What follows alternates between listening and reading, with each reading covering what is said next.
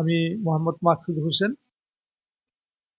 আমি আগামী ত্রয়োদশ সংসদ নির্বাচনে নারায়ণগঞ্জ শহর বন্দর নিয়ে যে ৫ আসন গঠিত, এই ৫ আসনের একজন ক্যান্ডিডেট এবং আমার মনোনয়ন বাতিল করা হয়েছিল যেই বিষয়ে, তো আমি ইনশাল্লাহ নির্বাচন কমিশন থেকে আপিল শুনানির মাধ্যমে আমার পক্ষে আমি রায় পেয়েছি এবং আগামীকাল বুধবার আমি আমার মার্কা পাবো এবং মার্কা পেলেই আমি আহ, নির্বাচন ২২ তারিখ থেকে আমি নির্বাচন প্রচারণায় আমি মাঠে নামব।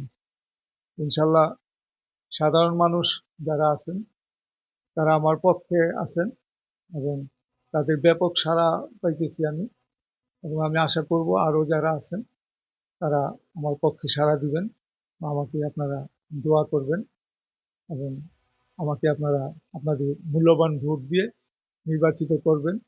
এবং আমাকে নির্বাচিত করলে আমি আপনাদের কল্যাণে বা আপনাদের যেই অসমাপ্ত বা আপনাদের যে প্রয়োজনীয় কাজকর্মগুলো আছে, আমি ইনশাল্লাহ আপনাদেরকে প্রতিশ্রুতি দিতে পারি যা আমি আপনাদের এই কাজগুলো সম্পন্ন করি। আর আর যেটা নির্বাচনী পরিবেশ, বর্তমানে পরিবেশ মোটামুটি ভালো আছে, কিন্তু তারপরেও কিছু কিছু ঘটনা ঘটতেছে।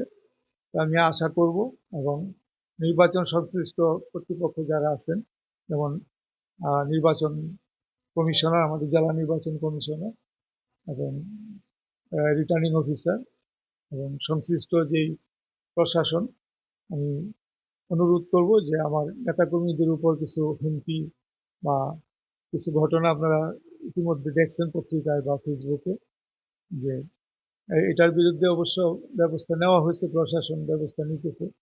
আর যেন এরকম কোনো ঘটনা না ঘটে আমি অনুরোধ করবো আপনারা এই ব্যাপারে একটু দৃষ্টি রাখবেন।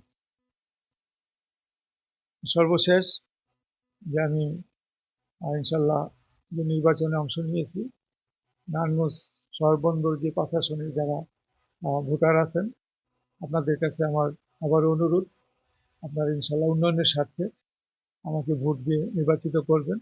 আমি ইনশাল্লাহ আপনাদের উন্নয়নের স্বার্থে আমি কাজ করব। এটাই আমার আপনাদের কাছে প্রত্যাশা এবং প্রতিশ্রুতি। ধন্যবাদ সবাইকে। আসসালামু আলাইকুম।